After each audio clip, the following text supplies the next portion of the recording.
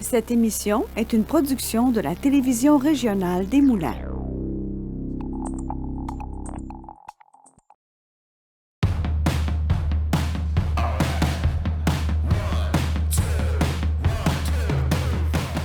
Ce soir à Les Arts, l'histoire derrière le djembé, on fabrique des couleurs et rencontre avec le groupe Garçons à marier.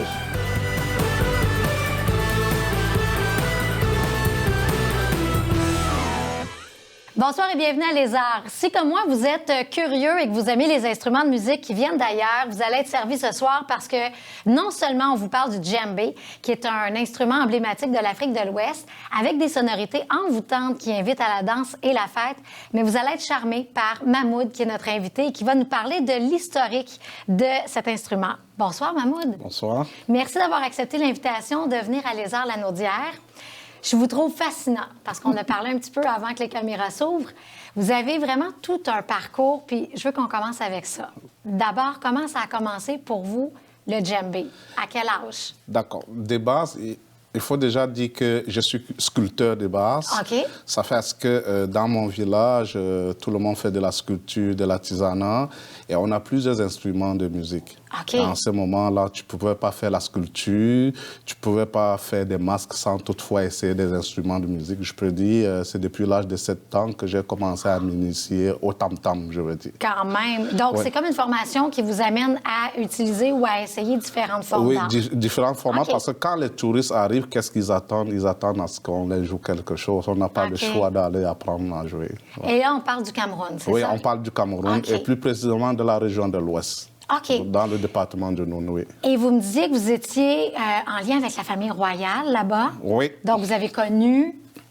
c'est un château? Ben, Un palais? C'est un palais. OK. Le royaume Bamoun, vous pouvez regarder sur Internet. Ben, je vais aller voir ça Donc, je suis le petit-fils du roi. Même le roi actuel, c'est mon cousin, Nabil OK. Bobonjoya. Et à chaque fois que les touristes arrivaient, on jouait les instruments. On a ce qu'on appelle le balafon, on le joue Oui. aussi. On a le tchétché, on a le kwek-kwek. Il y a une dizaine d'instruments de musique que je suis capable de jouer. Je n'ai pas fait l'école de ça, mais je le joue, y compris le djembé. OK. Et pourquoi le djembé, ça vous a vraiment plu? Parce que le djembé, le tam-tam en général transmet le message. Le tam-tam parle la même langue. Parce que quand on joue le tam-tam, quand on joue le djembé, ça interpelle tout le monde, ça procure la joie à tout le monde. Et surtout, c'est un instrument de message. Ça transmet beaucoup de messages lors des événements heureux, lors des événements malheureux. Le djembé apporte quelque chose de positif aussi à des personnes qui l'entendent jouer. Quand on joue le djembé, OK. oui, ça apporte la joie. Si je prends l'exemple sur des ateliers, des activités que nous menons auprès des aînés, que ce soit au niveau des écoles, vous allez voir quelqu'un qui part de la maison étant triste et dès qu'il écoute le son de djembé, on dirait que ça l'envoûte de façon positive dans le fond. Donc c'est un instrument très, très important dans la culture africaine et généralement, la musique, là, Oui, ça attire en général. Là. Puis on arrive à rejoindre tout le monde avec de la musique. De la musique, Peu ben oui. importe le style de musique, mais il y a toujours un Ben effet oui. positif, comme vous dites. Même des animaux, là, Oui. quand ils entendent le son du tam-tam, là, ils vont dire où ça se passe. Et ils vont converger vers là pour savoir ce qui se passe là. Parce que, généralement, le son du tam-tam, il y a toujours la nourriture. OK. Les gens sont toujours réunis à quelque part. Oui. Et les gens veulent y rester, les gens ne veulent pas y retourner. Si on vient ici partout dans la Naudière où nous avons organisé des ateliers, où on a eu à jouer, ben, les gens ils viennent, ils ne veulent pas retourner. Ils vont dire, ben, continuez à jouer, on aime ça, on aime écouter. Et ça fait du bien. Et sans parler de l'historique du djembé, ça fait quand même plusieurs générations, Ouais. plusieurs années qu'on en joue. Vous disiez, il y a différentes sonorités. J'avais même lu dans mes recherches qu'il y a des sons qui peuvent mettre les peuples en alerte Ouais. versus d'autres qui sont pour, par exemple, des décès Ouais. de princes ou de gens de la haute. Ouais. Mais il y a aussi les fêtes. Ouais. Donc, vraiment, avec le même instrument, on peut tout faire ça. On peut tout faire. Si je prends l'exemple typique, Oui. palpable du peuple Bamoun, à l'époque, on avait le roi Mbombo qui appelait les gens par la voix. On s'est dit, qu'est-ce qu'on pouvait aller faire pour que le message soit plus lointain. Okay. On a dit, ben voilà, il fallait utiliser le tam-tam, il fallait utiliser le djembé, un instrument de musique pour pouvoir passer le message plus loin. Et d'où, dans la culture Bamoun, quand on joue le djembé, selon le son, ça peut annoncer un décès. Si je prends par exemple Fumban, si on est attaqué par le visage voisin, on va jouer le djembé, on va jouer le tam-tam avec un rythme qui dit écoutez, hey, chers citoyens, on est en danger. Allez chercher des flèches, des machettes pour venir défendre le territoire. De la même façon, si peut-être il y a un roi, un chef, un prince qui décède, il y a un autre rythme qu'on va aller jouer. Lors des intronisations, quand on intronise un roi ou un chef, il y a un rythme qu'on va aller jouer. Il y a le rythme pour les princes, il y a des rythmes pour les princesses, il y a des rythmes quand on reçoit des invités des marques, un président, un ministre. Il y a différents rythmes et chaque rythme transmet un message très important. Wow! Et là, vous avez vécu à plusieurs endroits à travers le Québec. Je trouvais ça aussi très intéressant qu'on s'en parle. Chicoutimi, le Lac-Saint-Jean, Matane. Sinon, là, vous habitez dans la région de Joliette et vous avez changé de métier aussi par rapport à ces différents endroits où vous avez habité. Là, vous êtes préposé aux bénéficiaires et de la COVID est venue l'idée de faire des ateliers de djembé avec les personnes âgées. Et ça s'est même extrapolé aux écoles primaires et secondaires de la région. Je trouve ça vraiment le fun. Pour moi, c'était quelque chose de très important parce que, étant proposé, étant dans le système de santé, je voyais des aînés parce que j'ai une valeur qui est une valeur qui porte sur les aînés, sur les personnes âgées. Ça me tient à cœur. Je les voyais, je voyais les décès, je disais qu'est-ce qu'il faut faire. J'ai approché le service de loisirs, j'ai dit écoutez, on ne peut pas être à côté d'un océan et se laver les mains avec du brouillard. Donc, je vais venir quand même m'apporter quelque chose. J'ai commencé à animer. Ça a vraiment aidé les aînés. Finalement, ça a fait un boom là. J'en ai fait presque toutes les CSSLD. J'en fais dans les écoles. Les gens sollicitent chaque jour parce que qu'est-ce qu'on fait? On apporte la joie. Ça nous permet de passer un moment en oubliant des petits soucis, des petits querelles de la maison. On est tous heureux, il y a un côté humain, ça, c'est sûr et certain. Oui. Parce que, comme je dis, le djembé, oui, on le joue, mais c'est captivant, là. C'est captivant, ça apporte quelque chose de positif au niveau psychologique, là. Et comment vous faites avec les personnes âgées? Parce qu'il doit y avoir quand même des besoins qui sont différents d'une personne à l'autre. Bien, justement, parce que, étant un peu dans le domaine, si peut-être on arrive, on va rencontrer des personnes âgées qui ont des troubles cognitifs un peu plus sévères. C'est sûr, on a un autre instrument qui s'appelle tché-tché, là. Même si vous êtes dans le coma, vous allez vous réveiller, là. Dès qu'on va brasser ça, là, vous allez vous réveiller. Ça, c'est sûr, ça, c'est sûr. Et des fois, ce qui nous marque quand on s'en va organiser des ateliers, c'est peut-être le service de loisirs va te dire, Madame X, ça fait 2 jours, il ne parle pas. Mais après avoir pratiqué le djembé, joué quelques notes, la personne va quand même réagir. La personne va essayer de faire un mouvement. La personne va dire « Merci, c'était beau, monsieur. Merci, c'était beau, monsieur. » Ça veut dire, même si la personne n'a pas parlé, là, la personne a quand même ressenti quelque chose qui lui aurait fait du bien. Là, dans le fond. Donc, c'est ça à peu près. Si jamais les gens veulent communiquer avec vous pour avoir accès à des activités, vous faire venir dans leur école, on peut vous rejoindre facilement? Très facile. On est sur la page Facebook « Mon Afrique à la Naudière ». Vous allez nous trouver là, clean, vous allez voir tout ce qu'on fait dans la région. On est vraiment présent dans la région, on est très, très, très actifs dans la région et les gens nous aiment beaucoup. Les gens nous aiment beaucoup, on les aime aussi. Oui, absolument. Je sais que vous faites aussi des festivals, mais on va être obligé de vous réinviter pour une autre entrevue. Ben oui. Et vous allez être avec nous après la pause parce que vous allez nous faire justement une prestation au djembé. Avec plaisir. Alors, Mahmoud, un grand merci. Puis j'invite les téléspectateurs de Lézard La Naudière à rester avec nous parce que Mahmoud nous joue du djembé tout de suite après la pause.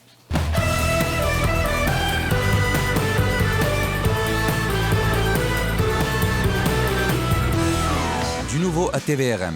Regardez toute la programmation en continu sur tvrm.ca/en direct. Que vous soyez fan de musique, de culture ou d'actualité, ne ratez pas cette chance de suivre les événements et les personnalités de votre région.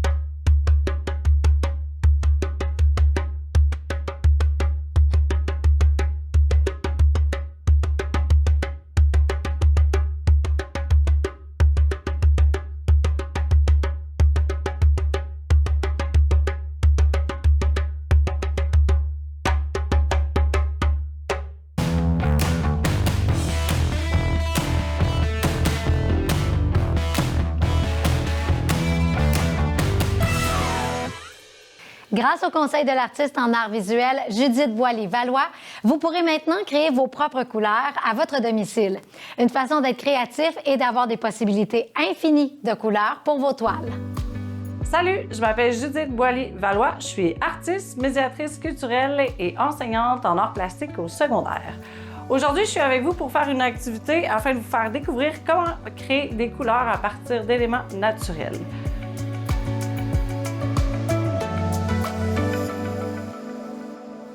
Comme première activité, j'aimerais vous suggérer quelque chose d'assez simple qui va vous permettre de faire un survol des couleurs avec les tout petits. Donc, vous aurez besoin de colorants alimentaires et comme vous le savez, il y a 3 couleurs primaires qui nous permettent de faire tous les autres mélanges de couleurs, donc le jaune, le bleu et le rouge. Vous pouvez utiliser les colorants alimentaires que l'on trouve à l'épicerie, donc les formats liquides ou autrement, il y a ceux en pâte qu'on peut utiliser en pâtisserie. Les deux font l'affaire évidemment puisque vous allez simplement les diluer dans de l'eau. Donc vous allez avoir besoin de 3 contenants. Un premier contenant avec du jaune, un deuxième avec du rouge et évidemment un troisième avec du bleu. Par la suite, vous vous amusez à mélanger et faire deviner au tout petit, par exemple, qu'est-ce qui va se passer lorsque je vais mélanger mon bleu avec mon jaune et mon rouge avec mon jaune, comme par exemple ici, on a un petit orangé. Ou autrement, si je m'en vais mettre mon bleu dans mon jaune, bien évidemment, je vais avoir du vert. Donc, on va poursuivre l'activité en s'éloignant un peu des couleurs non naturelles, donc des colorants alimentaires, pour aller explorer un peu ce qui se trouve à la maison et qui pourrait être utile pour faire des couleurs. Donc, l'idée, c'est de se faire une petite charte, comme j'ai commencé ici, et aller, avec chacun des aliments, se faire un petit échantillonnage. Et c'est important d'écrire en dessous avec quoi on a réussi à faire la couleur, parce qu'à un moment donné, ça commence à être bien rempli et on perd le fil. Je porterai à votre intérêt l'importance de s'acheter du bon papier dans les bons magasins à 1$ du coin. Vous trouverez des blocs de papier aquarelle. Donc, je pense que ça vaut la peine d'acheter quelque chose qui est assez épais et qui va être en mesure de supporter l'eau. Puisque lorsque vous allez mettre la coloration, souvent, c'est quelque chose qui va être dilué et on ne voudrait pas que le papier absorbe l'eau et laisse en surface les pigments. Donc, première chose que vous allez très certainement trouver à la maison, du bon café qui vous servira évidemment à faire un brun très foncé ou très pâle, dépendamment de la profondeur du café que vous allez réaliser. Je vous invite toutefois à y aller avec le café instantané qui est vraiment très, très efficace, se dissout extrêmement bien dans l'eau et va vous permettre de faire des bruns qui vont être extrêmement foncés et qui pourront, même superposés, se rapprocher du noir. Outre le café, on peut aussi utiliser des petits fruits et des épices. C'est important de prendre des fruits qui sont un peu fatigués. Donc, on s'entend qu'on ne veut pas aller acheter un casseau de framboises à l'épicerie et de faire de la coloration. On veut simplement prendre les vieux fruits qui traînent dans le fond du frigidaire pour essayer d'en faire de la coloration. Et ou peut-être même voir les fruits congelés qui peuvent très certainement faire l'affaire. Donc, idéalement, vous allez pouvoir utiliser un pilon et un mortier. Si vous n'en avez pas, aucun problème. Vous pouvez simplement prendre une cuillère ou le bout d'une cuillère en bois dans un bol et évidemment, ça fera exactement la même chose. Donc, je vous invite à déposer, par exemple, quelques petits fruits. Et idéalement, il ne faut pas les mélanger. Dès le départ, il faudrait les travailler de façon individuelle. On va venir les écraser et on va aller tenter d'aller extraire le plus de jus possible. Je peux évidemment tenter d'aller récupérer seulement le jus et laisser les morceaux du fruit à l'intérieur de mon mortier. Et par la suite, je peux prendre ce petit échantillon avec un petit pinceau et venir tout simplement remplir ma page avec un échantillon supplémentaire. Donc, vous pouvez essayer avec la majorité des petits fruits, ça peut très bien fonctionner. La fameuse betterave marinée qui va vous donner un rouge rose assez intéressant. Vous pouvez essayer tout ce qui traîne dans la maison, mais souvent, ça va être important de prendre un petit moment pour diluer le tout dans l'eau. Vous pouvez également faire bouillir des épices. Donc ici, j'ai un petit curry qui a été dilué dans l'eau, qui a été bouilli quand même assez longtemps et par la suite filtré pour enlever les morceaux d'épices en question. Autrement, ça nous donne vraiment un résultat qui est très, très granuleux. C'est pas désagréable, mais si on veut en faire une œuvre, une peinture, par exemple, c'est un peu plus difficile d'avoir une coloration qui est plus unie. Sinon, vous pouvez prendre des épices qui sont plutôt entiers, très secs et les réhydrater. Donc, si c'est simplement un morceau de curcuma qui a été réhydraté dans l'eau et qui va aussi donner une coloration intéressante, mais si je l'avais fait bouillir, évidemment, je crois que le jaune aurait été encore plus imposant. Je vous dirais, faites attention, parfois, il est important de laisser sécher parce qu'au départ, par exemple, le bleuet que j'ai écrasé tout à l'heure était très violacé, mais en séchant, va virer très bleu. Donc, souvent, avec un petit délai, la couleur pourrait varier. Mon ingrédient favori, c'est sans aucun doute le chou rouge, puisque mélangé à d'autres aliments, il va se produire une petite réaction qui va faire en sorte que la coloration initiale du chou va changer. Donc la recette, d'abord, il faut se concocter un jus de chou, un jus de chou rouge. Vous allez prendre à peu près un quart du chou que vous allez couper en morceaux, puis par la suite, vous allez le faire bouillir dans de l'eau chaude. Ça va vous donner une espèce de liquide violacé qui, lui, pourra vous servir par la suite à faire d'autres mélanges pour voir de quelle façon est-ce que le liquide va se modifier selon les ingrédients à partir desquels on va le mélanger. Je vous dirais, le but, c'est d'aller jouer avec le pH de votre liquide.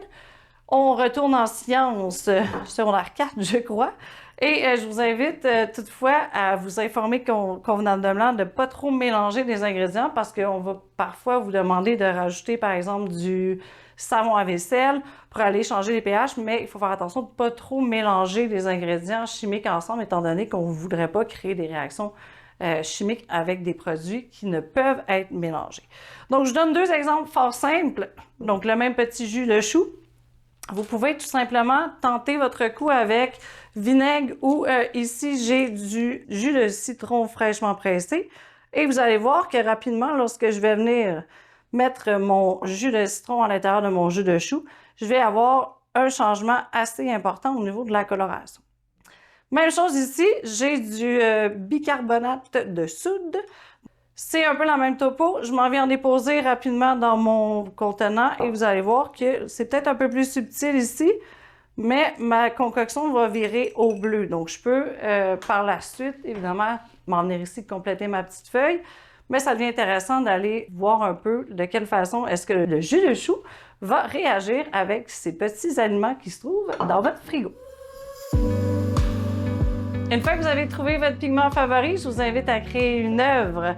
Donc, vous pouvez simplement vous créer une petite tâche à partir de laquelle inventer quelque chose ou sinon, vous pouvez également vous préparer un petit dessin au crayon à la mine que vous allez pouvoir remplir par la suite.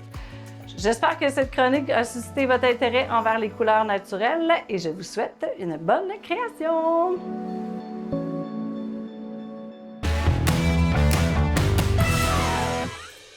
Le groupe musical Les Garçons à marier a récemment dévoilé leur tout premier album, La Dot, une véritable immersion dans l'univers de la musique traditionnelle lanaudoise. À travers des chansons émouvantes, ils nous transportent dans l'histoire des relations amoureuses d'autrefois avec des récits passionnés et des traditions d'un autre temps. Voici le reportage que Maude Ravenel vous a préparé.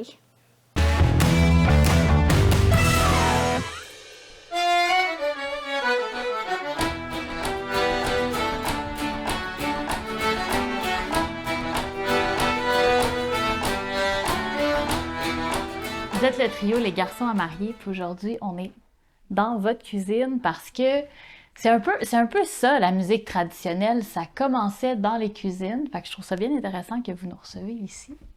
Puis là, Garçons à marier, comment ça a débuté le projet?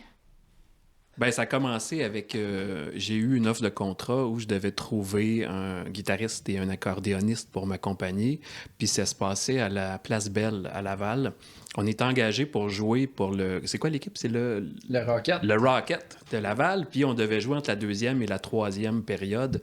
Ils nous avaient demandé de faire un 15 minutes, si je me souviens bien. Fait qu'on a fait ce spectacle-là, puis on s'est bien entendu avec les gars, ça a bien été. Puis j'ai lancé l'idée, on devrait continuer puis former un groupe. Ce à quoi ils ont dit oui. Puis là, c'est devenu les garçons à marier. Ben, c'est un thème qui se retrouve dans nos chansons traditionnelles, en fait. D'où la principale raison. À ce moment-là, il y avait deux sur trois qui étaient célibataires. Puis il y a une expression qui dit « Ah ben t'es bon à marier, hein? » Fait que les garçons à marier, on est 3 gars, puis on est bon à marier. Les sujets que vous abordez dans vos pièces, c'est quand même des sujets d'autrefois, j'ai envie de dire. Est-ce qu'il y a un désir de transmission culturelle? Ben ardemment, c'est sûr que... En tout cas, moi, je vais parler pour moi. Dans mon cas, moi, c'est ça mon objectif, c'est de partager nos traditions, de les faire connaître. Et puis, je pense pas qu'on peut dire que c'est des sujets nécessairement d'autrefois, parce qu'il y a beaucoup de sujets qui se retrouvent dans nos chansons traditionnelles qui sont universels, comme l'amour. C'est autant actuel et contemporain, même si c'est des anciennes chansons qui datent de 500 ans, par exemple. Oui, il y a des sujets qui sont un peu plus historiques, mais pour nous, c'est important de quand même garder les chansons comme elles étaient. C'est le reflet d'une époque aussi, puis c'est ça la tradition aussi, là. Je me suis trouvé ennuité dans une maison que j'ai rentrée. Bonjour, messieurs et mesdames, les enfants, pareillement. N'auriez-vous pas une fille qui désirait un amant? Dans la Nodière, le trad, c'est populaire. Est-ce que c'est autant populaire dans le reste du Québec? Est-ce que c'est une particularité de notre région?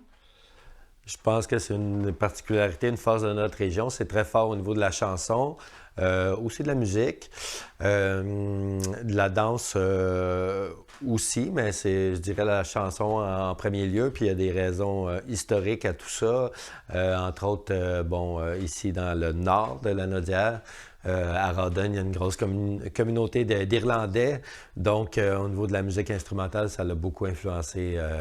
Il y a beaucoup de rilles québécois qui viennent carrément d'Irlande, qui ont été québécisés. Après ça, il y a les camps de bûcherons dans le nord. Après ça, il y a toute la communauté acadienne. Il y a comme 30 000 descendants d'Acadiens dans la Nodière. Une région qui s'appelle la Nouvelle-Acadie, des villages où Philippe habite, à Saint-Jacques, Sainte-Marie-Salomé, Saint-Ligorie, Saint-Alexis. Puis il y a des Acadiens qui ont monté à Saint-Côme aussi. Fait qu'un peu tout ce mélange d'influences-là ont fait en sorte qu'on est la région qui est reconnue le plus, disons, là, pour... c'est comme une richesse naturelle de patrimoine immatériel qu'on a. Il y a aussi le fait qu'il y a le Festival Mémoire et Racines à Saint-Charles-Borromée, Joliette, qui prend beaucoup de place, qui attire du monde à chaque année. Puis il y a le cégep de Joliette où on peut étudier la musique traditionnelle québécoise. C'est la seule place au monde où on peut étudier cette musique-là, ce répertoire-là. Donc ça l'attire du monde, puis ça vient concentrer le traditionnel dans la région. Puis il y a aussi une belle diffusion qui est faite. C'est visible dans la sphère publique, peut-être comparativement à ailleurs, mais il y a CFNJ, une radio régionale qui en diffuse à tous les jours de l'année. On en parle d'un média. La preuve, vous êtes là aujourd'hui. Fait qu'il y a des journaux, tout ça. Fait que c'est... Puis il y a plusieurs organismes aussi qui sont dédiés aux traditions dans la région. Fait que ça... Tout ça ensemble, là, ça fait une belle force. Quand j'étais chez mon père, petit trompette, mon grand-père aux allumettes. Quand j'étais chez mon père, garçon à marier, garçon à marier, garçon à marier. Je n'avais rien à faire, petit trompette, mon grand-père aux allumettes. Je n'avais rien à faire, une femme à chercher. Une femme à chercher, une femme à chercher. Comment ça se passe quand on veut justement aller chercher de la musique traditionnelle? Bien, il y en a qu'on est allé fouiller dans des centres d'archives, comme aux archives de folklore et d'ethnologie de l'Université Laval, que là, il y a des milliers et des milliers de chansons qu'on peut écouter. Mais moi, personnellement, j'ai fait de la collecte auprès de plusieurs porteurs de tradition de la région, des chanteurs, des aînés que je suis allé rencontrer pour recueillir le répertoire. Comme J'aime les mots, c'est une chanson qui vient d'Yves Marion de Saint-Côme, La petite Joséphine de Jean-Claude Martial de Mandeville. Il y a Touche puis les 3 pots de lièvre qui viennent de M. Claude Boulanger de Rawdon. Fait que ça, c'est le fun de pouvoir rendre hommage à ces gens-là qui ont su perpétuer la tradition. C'était un peu dans notre vision artistique du projet aussi, là, quand même, de faire rayonner le répertoire lanaudois. On a adopté cette approche-là parce que c'est quand même important que notre répertoire soit original comparé à ce qui a été fait. Disponible à l'Oblique, à Montréal, en CD physique. Sinon, à la librairie Martin d'un Galerie Joliette. Et puis, en ligne sur Bandcamp. Et puis, c'est disponible aussi sur toutes les plateformes numériques.